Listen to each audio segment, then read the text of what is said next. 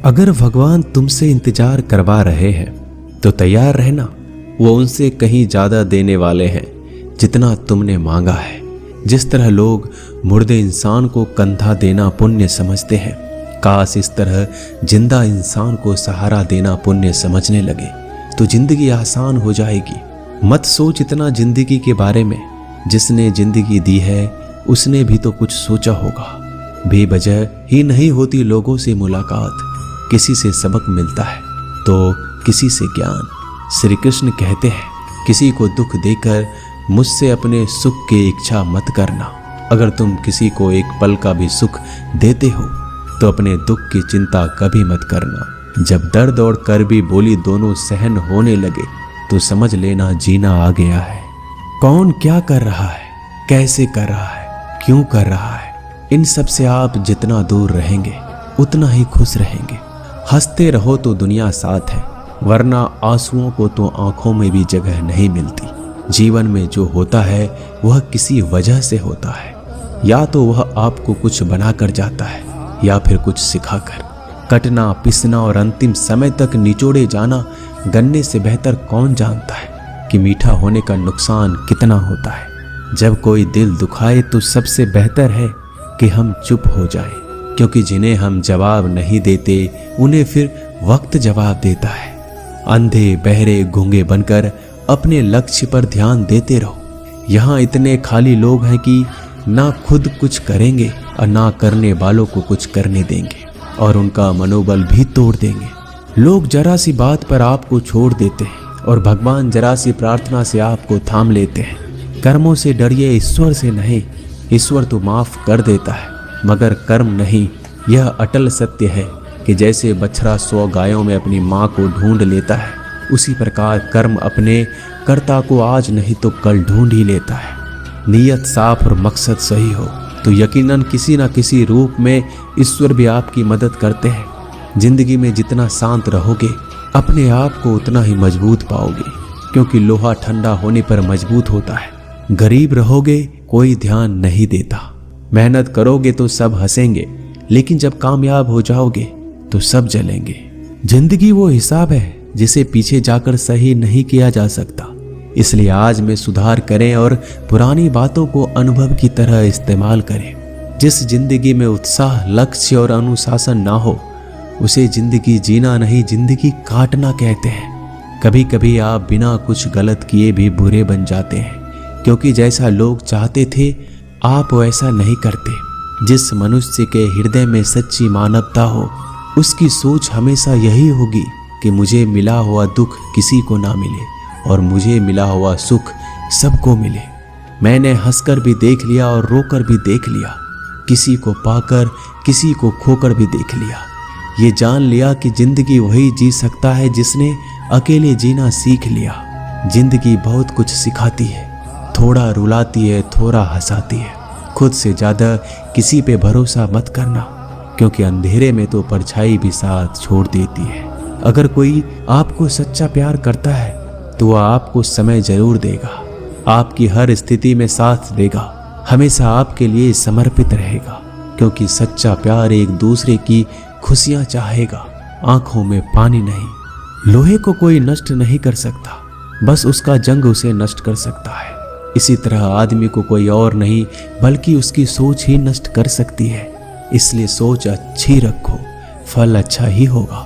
इतना कमजोर मत बनो कि कोई भी आपको तोड़ सके, बल्कि इतना मजबूत बनो कि आपको तोड़ने वाला खुद ही टूट जाए। दर्द आपको मजबूत बनाता है, डर आपको बहादुर बनाता है, अनुभव आपको सिखा देता है। जिस दिन हम समझ जाएंगे कि सामने वाला गलत नहीं, सिर्फ आपकी सोच हमसे अलग है, उस दिन जीवन में सब दुख दूर हो जाएंगे। क्यों रोते हो? मन का ना होने पर जो लिखा है वही होकर रहेगा। एक रास्ता बंद करने से पहले भगवान 10 रास्ते खोल देते हैं। गर्मी के मौसम में पत्ते सूखने के बाद भी पंछी घोंसला नहीं छोड़ते, क्योंकि वो जानते हैं फिर से बरसात आएगी और पेड़ पर नए पत्ते आएंगे। जो हुआ उसे भूलकर नई शुरुआत करो और याद रखो, जिसका कोई नहीं होता उसका भगवान होता है। मतलब से जुड़े रिश्ते मतलब तक साथ देते हैं, लेकिन दिल से जुड़े रिश्ते आखिरी सांस तक निभाते हैं। अच्छा काम करते रहो, चाहे कोई सम्मान करे या ना करे, क्योंकि सूर्योदय तब भी होता है जब करोड़ों लोग सोए रहते हैं। दुनिया में हर एक काम आसान है, केवल अंदर से आवाज आनी चाहिए। हमेशा मेहनत और उस परमात्मा पर विश्वास रखना इस सफलता का सूत्र है। जीवन में सबसे बड़ी गलती वो है जिस गलती से हम कुछ सीख नहीं पाते। जो व्यक्ति अपने मन को काबू में कर सकता है वह जिंदगी में कुछ भी कर सकता है। इंसान की अच्छाइयों पर सब खामोश रहते हैं, लेकिन चर्चा अगर बुराई पर हो तो गूंगे भी बोल पड़ते हैं। श्री कृष्ण कहते हैं, तुम्हारे बीते हुए कल को तो मैं ठीक नहीं कर सकता, क्योंकि तुम वर्तमान में अगर अच्छा कर्म करोगे तो मैं तुम्हारा आने वाला कल जरूर उजागर करूंगा। झूठी बातों पर लोग आपकी वाहवाही करेंगे, वही लोग आपको तबाह करेंगे। बुरे से बुरा क्या ही होगा, हम तो हमेशा ही सोच लेते हैं, मगर अच्छे से अच्छा क्या होगा हम ये कभी नहीं सोचते। जो ईश्वर रात को पेड़ पर बैठे पक्षियों को कभी गिरने नहीं देता, तो सोचो वह तुम्हें अकेला और बेसहारा कैसे छोड़ सकता है। आज के जमाने में कोई अपना नहीं होता, सिर्फ लोग तब तक साथ देते हैं जब तक उनका स्वार्थ होता है। अगर कोई अकेला है तो इसका मतलब ये नहीं कि उसे कोई पसंद नहीं करता, बल्कि वह अकेला इसलिए है क्योंकि उसने दुनिया की औकात जान ली है। एक बार राजा और उसका मंत्री तलवार को साफ कर रहे होते हैं। तलवार को साफ करते समय अचानक राजा के पैर पर तलवार गिर जाती है और राजा के पैर की उंगलियां कट जाती है। उस राजा को उंगली कटने के कारण बहुत ही तकलीफ हो रही थी, बहुत ही दर्द हो रहा था। लेकिन उसका मंत्री कहता है, शांत रहिए महाराज, जो कुछ भी होता है अच्छे के लिए होता है। राजा को यह बात सुनकर गुस्सा आ जाता है। वह मंत्री से कहता है कि मेरी उंगली टूट गई और तुम कह रहे हो अच्छे के लिए हुआ। वो मंत्री राजा को समझाने की कोशिश करता है, पर वो नहीं मानता और बिना सुने गुस्से के कारण मंत्री को काल कोठरी में बंद करने का आदेश दे देता है। पर मंत्री को इस बात का कोई दुख नहीं था, क्योंकि उसका अभी भी यही कहना था कि जो होता है अच्छे के लिए होता है। वो अपनी खुशी से ही अपने आप को सैनिक के हवाले कर देता है। राजा इस बात को सुनकर चौंक जाता है, सोचता है कि मेरा मंत्री कितना मूर्ख था। उसे लग रहा था कि मैंने उसे अच्छाई के लिए कैद कर दिया। इस घटना के 3 महीने बीत जाते हैं। एक दिन राजा अपने सैनिकों को लेकर शिकार करने के लिए जंगल में जाता है। राजा को एक हिरन दिखता है। हिरन का पीछा करते करते राजा घने जंगलों में चला जाता है। वह हिरन को पकड़ नहीं पाता और जंगलों में खो जाता है। वो बाहर आने के लिए रास्ता ढूंढता है, लेकिन रास्ता उसे नहीं मिलता। तभी कुछ आदिवासी लोग उसे घेर लेते हैं। उन लोगों को पता नहीं था कि वह राजा है। वो लोग अपने देवता को बलि चढ़ाने के लिए एक इंसान को ढूंढ रहे थे। आदिवासी लोग राजा को पकड़कर अपने इलाके में ले जाते हैं। राजा उनको बार बार समझाने की कोशिश करते हैं, लेकिन वो लोग कुछ भी नहीं समझ रहे थे।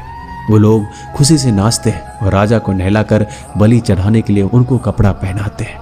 अब राजा को लगता है कि वो मरने वाला है। जब आदिवासी लोगों का मुखिया राजा को मारने जाता है, तब देखता है कि राजा की पैर की उंगली कट चुकी है। इसको देखकर उसका मुखिया कहता है कि इस इंसान की बलि नहीं दी जा सकती, क्योंकि ये इंसान पूरा नहीं है, एक अंग कटा हुआ है, और उनके भगवान को एक पूरे इंसान की बलि ही दी जा सकती है। अगर ऐसे इंसान की बलि दी जाए जिसका अंग पहले से कटा हुआ है, तो उनके देवता खुश होने की जगह नाराज हो जाएंगे। फिर वो लोग राजा को छोड़ देते हैं। राजा खुशी खुशी अपने महल चला जाता है और सोचता है, अगर मेरी उंगली उस दिन ना कटी होती तो आज मेरी मौत हो जाती। इसका मतलब मंत्री सही कह रहा था, जो कुछ होता है अच्छे के लिए होता है। फिर राजा अपने सैनिकों को आदेश देता है कि जल्दी से जाकर मंत्री को रिहा किया जाए। फिर राजा मंत्री को अपना पद वापस देते हैं और पूछते हैं, मंत्री उस दिन मेरी उंगली कट गई, मेरे लिए अच्छा हुआ, मैं मान गया, लेकिन तुम जेल में हो, इससे तुम्हारा क्या अच्छा हुआ। मंत्री खुशी खुशी राजा से कहता है, महाराज आप शिकार के लिए जाते तो आपके साथ मुझे भी आना पड़ता, और अगर मैं आपके साथ जाता तो वो लोग मुझे मार देते।